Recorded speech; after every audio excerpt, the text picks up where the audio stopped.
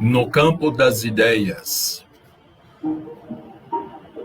A energia mental é o fermento vivo que improvisa, altera, constringe, alarga, assimila, desassimila, integra, pulveriza ou recompõe a matéria em todas as dimensões. O homem simplesmente terrestre mantém-se na expectativa da morte orgânica. O homem espiritual espera o mestre divino para consolidar a redenção própria. Fala para ele, voltar daqui uma meia horinha, que eu estou ocupado agora. A humanidade, sintetizando o fruto das civilizações, é construção religiosa. No campo das ideias, os elos do sangue nem sempre significam harmonia de opinião entre aqueles que o céu uniu no instituto familiar. A existência humana é bem uma ascensão das trevas para a luz. A juventude, a presunção de autoridade, a centralização de nossa esfera pessoal acarretam muitas ilusões, laivando de sombras as coisas mais santas. Pensar é criar. A realidade dessa criação pode não exteriorizar-se, de súbito, no campo dos efeitos transitórios, mas o objeto formado pelo poder mental vive no mundo íntimo, exigindo cuidados especiais para o esforço de continuidade ou extinção. Nosso espírito residirá onde projetarmos nossos pensamentos, alicerces vivos do bem e do mal. Por isto mesmo, dizia Paulo sabiamente, pensai nas coisas que são de cima. Emmanuel, do livro Palavras de Emmanuel, psicografia de Francisco Cândido Xavier. Olá, amigos, muito bom dia. Estamos chegando mais uma vez através das páginas do Facebook do Grupo Espírita Libertação. Nesta quarta-feira, hoje é dia 26 de maio do ano de 2021. É com muita alegria e gratidão a Deus, nosso Pai, que estamos aqui mais uma vez para darmos continuidade aos nossos cultos online, aos estudos do Evangelho do Senhor Jesus. Agradecemos ao Pai Celestial por mais este dia em nossa existência, por estarmos todos com saúde aqui nesta sala virtual para nossas reflexões diárias. Nós vamos fazer a nossa oração inicial, lembrando aos irmãos e irmãs, para não se esquecerem de pegarem o seu copo com água ou a sua garrafa com água, deixe aí do lado, para que nós possamos pedir a fluidificação da água ao final do nosso culto. Então vamos fechar os nossos olhos, entrarmos em serenidade, nos pensamentos em Jesus, as nossas mentes, buscarmos a figura do médico de todas as almas, Senhor Jesus, Mestre e amigo. Aqui estamos, Senhor, mais uma vez reunidos em vosso nome. Abençoe, Senhor, os nossos propósitos no bem. Abençoe nossos esforços, Senhor, de querermos ser melhores, de querermos fazer o bem. Ampare e proteja, Senhor, nossos irmãos que estão conectados a nós nesta sala virtual na manhã de hoje. Abençoe os seus lares, suas famílias. Abençoe as suas vidas. Pedimos, Senhor Jesus, por cada lar da vizinhança, especialmente aqueles onde houver pessoas enfermas e mais necessitadas do que nós mesmos. Pedimos por todos os hospitais, presídios, orfanatos e asilos, e por todos os sofredores. Em teu nome, Senhor Jesus, em nome de nossa Mãe Maria Santíssima, e do anjo da guarda do lar de cada um de nós, nós pedimos a vossa permissão, Senhor, para darmos início ao nosso culto na manhã de hoje. Que assim seja. Bem, nós estamos quase terminando o capítulo 13º do Evangelho segundo o Espiritismo, que a vossa mão esquerda não saiba o que faz a mão direita.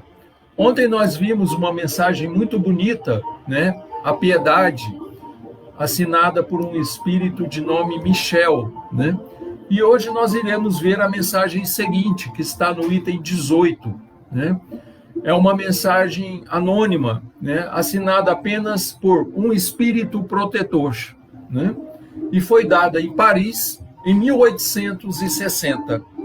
E ela trata de um assunto, muito amplo para todos nós, Ele vai falar aqui sobre os órfãos, E quantos não existem pelo mundo afora que são órfãos, mas não órfãos no sentido literal da palavra, aqueles que não tiveram pais ou que não tiveram um pai ou uma mãe, que foram abandonados, mas a gente está se referindo também aos órfãos espirituais, aos órfãos da alma.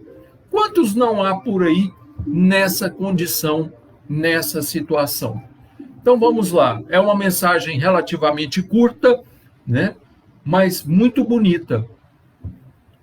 Meus irmãos, amai os órfãos. Se soubesseis quanto é triste estar só e abandonado, sobretudo quando criança, Deus permite que existam órfãos para nos animar a lhes servirmos de pais. Que divina caridade há de ajudar uma pobre criaturinha abandonada, livrá-la da fome e do frio, orientar sua alma para que ela não se perca no vício. Quem estende a mão a uma criança abandonada é agradável a Deus, porque demonstra compreender e praticar a sua lei. Lembrai-vos também de que, frequentemente, a criança que agora socorreis vos foi cara numa encarnação anterior. E se o pudesseis recordar, o que fazeis já não seria caridade, mas o cumprimento de um dever. Assim, portanto, meus amigos, todo sofredor é vosso irmão. Vamos repetir essa passagem aqui, só para gravar mais um pouquinho na nossa retina espiritual, na nossa mente, né? Assim, portanto, meus amigos, todo sofredor é vosso irmão e tem direito à vossa caridade. Não a essa caridade que magoa o coração, não a essa esmola que queima a mão, que a recebe, pois os vossos óbolos são frequentemente muito amargos. Quantas vezes eles seriam recusados se a doença e a privação não os esperassem no casebre? Dai com ternura, juntando ao benefício material o mais precioso de todos, uma boa palavra, uma carícia, um sorriso amigo. Evitai esse ar protetoral que revolve a lâmina no coração que sangra, e pensai que, ao fazer o bem, trabalhais para vós e para os vossos. Então aqui ele termina, né, a explanação dele. Ela é muito profunda, ela é muito ampla. Ele começa falando para nós sobre a orfandade que nós todos conhecemos. Crianças abandonadas, crianças que estão com maus tratos, né? Então ele fala para acolhermos essas criaturinhas. E depois ele já vai aprofundando esse sentimento, né? Essa piedade, essa misericórdia que deve existir dentro de nós. Ela é mais ampla, ela é mais profunda, porque quantos órfãos da alma não existem perambulando pelo mundo afora? Quantos que hoje estão numa situação difícil e que já vêm de um berço também não tão menos difícil do que a situação que eles estão hoje? Quantos criminosos se encontram nos cárceres, nas prisões, porque não tiveram aqueles que os orientasse, que os guiasse pela vida, ou que lhes falasse alguma coisa que servisse de uma orientação, de uma bússola segura? Quantos não se desviaram pelos caminhos da criminalidade porque não tiveram alguém que os amasse? Alguém que lhes estendesse a mão? E quantas crianças crescidas, vamos assim dizer, não existem hoje em dia, carecendo desta mesma orientação, deste mesmo apelo moral às suas necessidades, né? E serem apenas reconhecidos como irmãos de caminhada.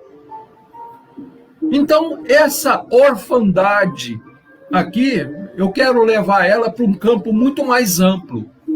É lógico que se todos nós pudéssemos, nós abrigaríamos todas as crianças do mundo, né? Se nós tivéssemos condições, nós daríamos amor, carinho, orientação a todas as crianças, para que elas não se perdessem. E nós podemos, de certa forma, fazer isso. Existem muitas instituições espalhadas aí pelo mundo afora, independentemente de rotulações religiosas, sejam elas de que religião for, que nós poderemos nos vincular a elas para auxiliarmos. Doarmos um pouco do nosso tempo, do nosso trabalho, da nossa atenção a uma criança que esteja internada lá naquela instituição ou que foi recolhida naquela instituição. Né? Porque no fundo, é como ele mesmo diz aqui, quem sabe se essa criança que hoje você ampara, você estende a mão, você orienta na vida, não foi um espírito muito caro ao seu coração lá atrás. Então, a gente tem que pensar nisso também, né?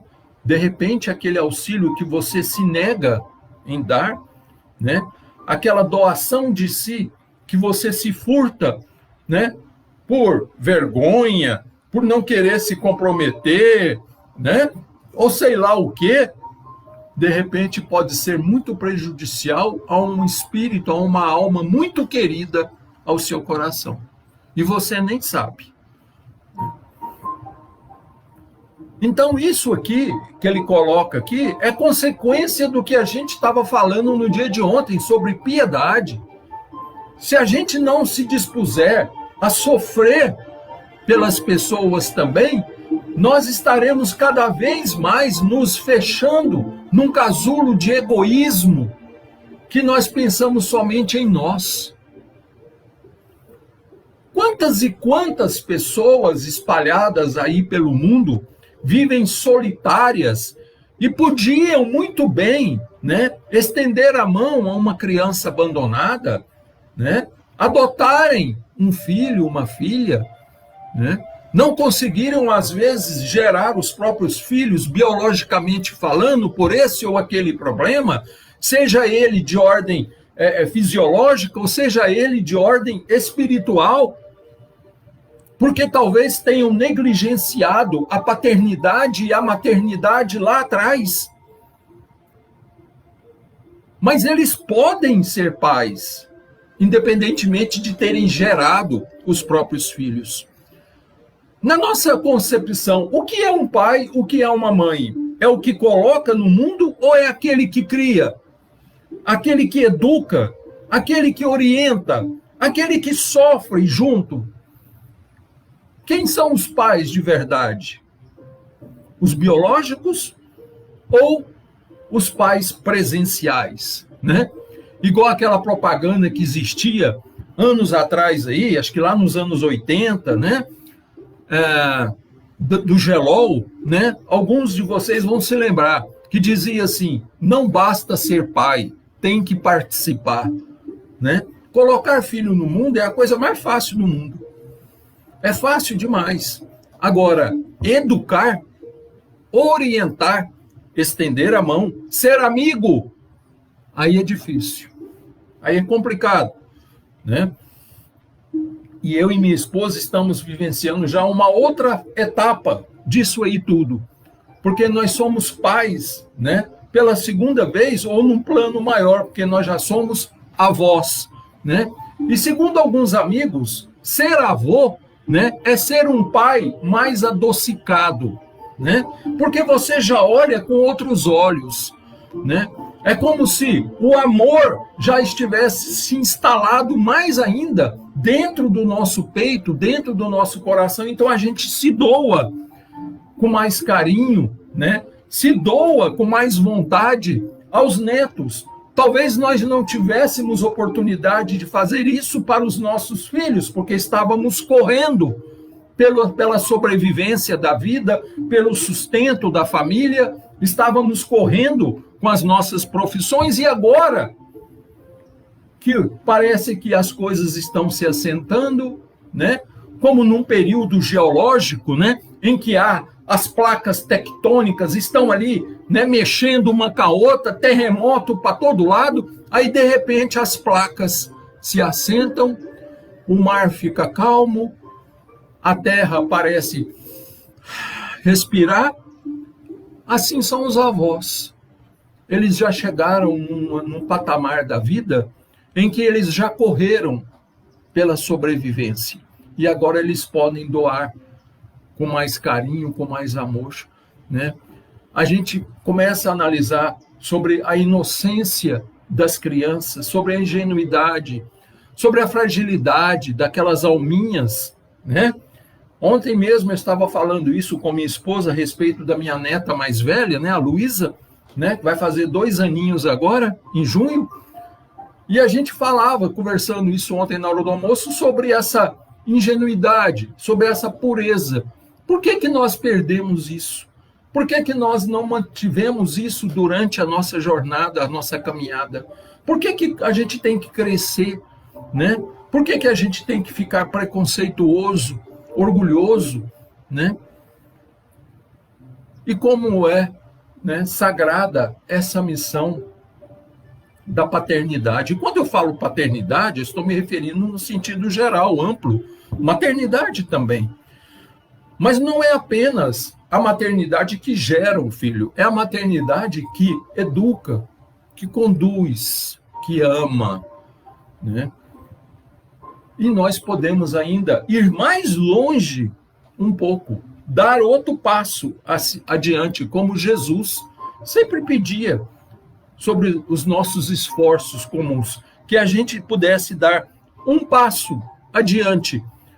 E quando a gente começa a ter esses sentimentos por pessoas estranhas, aí é o exercício da piedade em mais alto grau. Quando você se aflige, quando você sofre pelos sofrimentos das outras pessoas e tenta minorá-los, e tenta auxiliá-los na solução dos seus problemas. Porque você toma esses problemas como se fossem seus mesmos, né?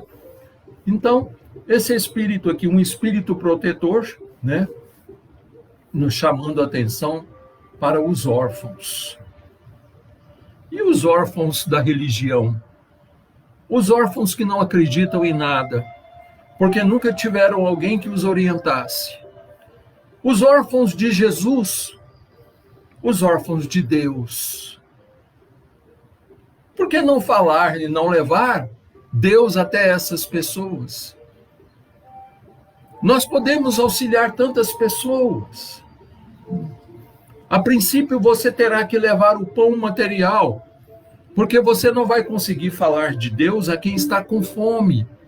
Você terá que saciar a fome dele primeiro, para depois você chegar com o evangelho, né? Com aquele pão que vai matar a fome para toda a vida, né? A água que vai dessedentar a sede de toda uma vida, como Jesus falou à mulher samaritana, né, que estava sentada no poço de Jacó, né, tirando água.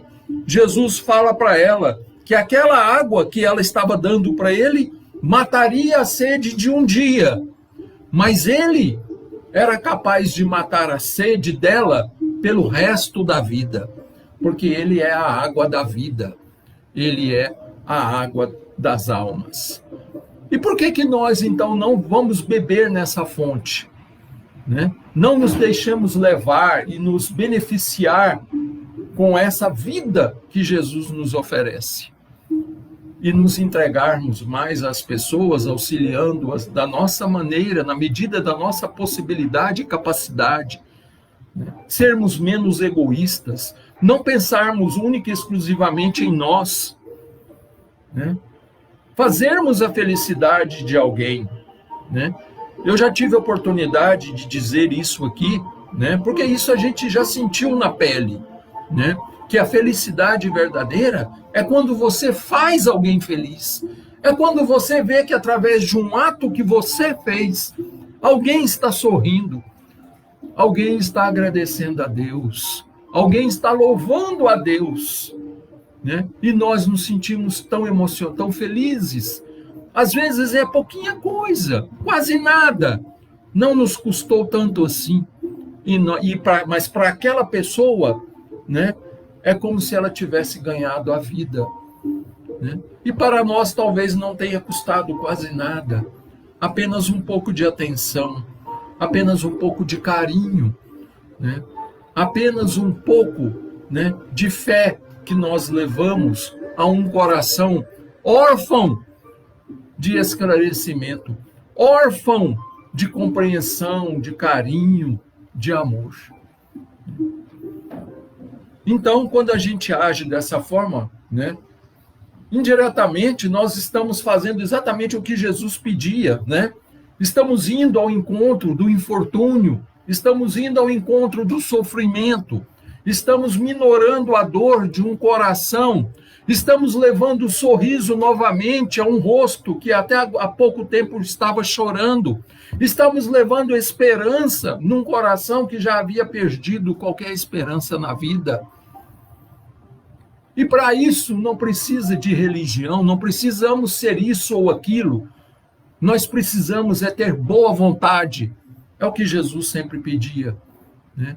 Boa vontade. Tem pessoas que passam a vida inteira se preparando para auxiliar os outros e perdem oportunidades de auxiliar porque se consideram indignos ou não estando à altura. Ah, não, eu vou me preparar mais. Ah, não, primeiro eu vou entrar num grupo religioso, primeiro eu vou entrar numa... Não precisa. Você pode fazer por você mesmo, você pode fazer no anonimato. Ampare os sofredores, leve esperança, leve consolo, leve um pouco de si mesmo, doe-se a alguém. Faça algo, não por eles, é por você. Porque você se sentirá melhor, você se sentirá feliz em poder ter colaborado de alguma forma com Jesus no amparo aos mais necessitados. Que o Senhor nos dê essa coragem de irmos adiante, de buscarmos o sofrimento e de tentarmos minorá-lo da melhor forma possível. Que essas lições que nós temos estudado aqui, todas as manhãs,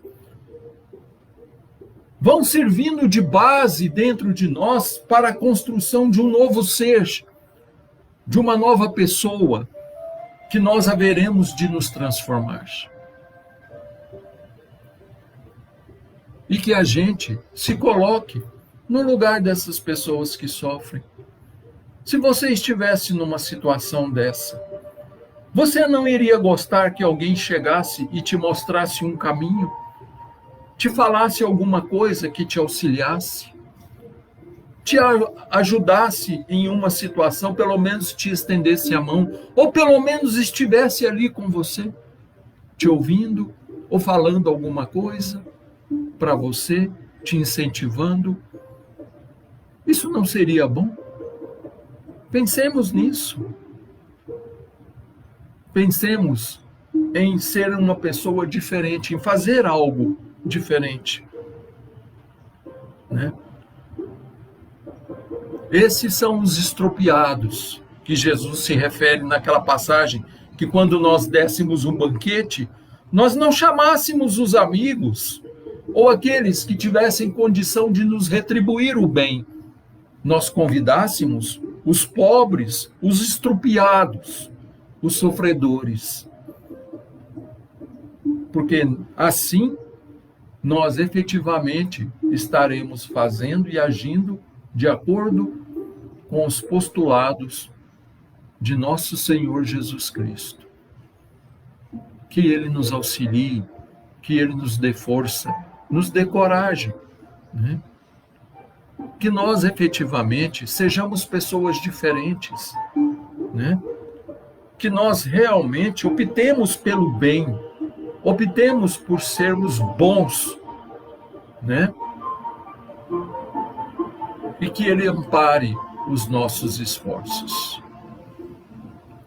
Eu agradeço a todos vocês pelo carinho, né? Pela amizade de sempre. Eu desejo uma ótima quarta-feira a vocês, né? nós vamos fazer a nossa oração de encerramento. Depois eu vou entrar aqui no computador e vou agradecer pessoalmente cada um de vocês, tá bom?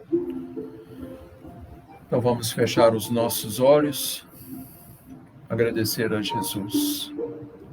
Senhor, derramai sobre todos nós as graças da vossa misericórdia, do vosso amor. Amparai-nos, Senhor, a nossa fé. Dai-nos a confiança, Senhor, o discernimento, o bom ânimo de seguirmos adiante, de fazermos o bem, de estendermos nossas mãos, Senhor, e auxiliarmos em toda e qualquer situação onde formos convocados a darmos testemunho ao vosso nome. Amparai, Senhor, os nossos caminhos. Ilumine, Senhor, a todos esses irmãos que estão aqui conosco nesta manhã. Ilumine, Senhor, a todos os órfãos, órfãos da alma, órfãos, Senhor, de carinho, de amor e de compreensão. Que nós tenhamos força e coragem, Senhor, para levarmos o consolo, a esperança, por onde nós andarmos. Que sejamos, Senhor, instrumentos da paz, instrumentos da fé, instrumentos do amor. Guia-nos, Senhor, pelos caminhos da porta estreita. Afastai de nós, Senhor, todos os perigos visíveis e invisíveis. Pedimos, Senhor Jesus, pela fluidificação da água, que ela possa se transformar em remédio, em bálsamo, para aqueles que dela fizerem uso. Graças os damos, Senhor, hoje, agora e sempre. Que assim seja. Então, muito obrigado a todos, tá? Um beijo enorme no coração de todos vocês, tá bom? Nós estaremos de volta amanhã, neste mesmo horário, se Deus assim o permitir. E logo mais às 18 horas, estaremos com mais uma Hora do Ângelus, na nossa página do Facebook, né? Eudes Vieira Júnior, também, se o Pai assim o permitir. Muito obrigado a todos, tá? Deus os abençoe. Fiquem em paz. Tchau, tchau.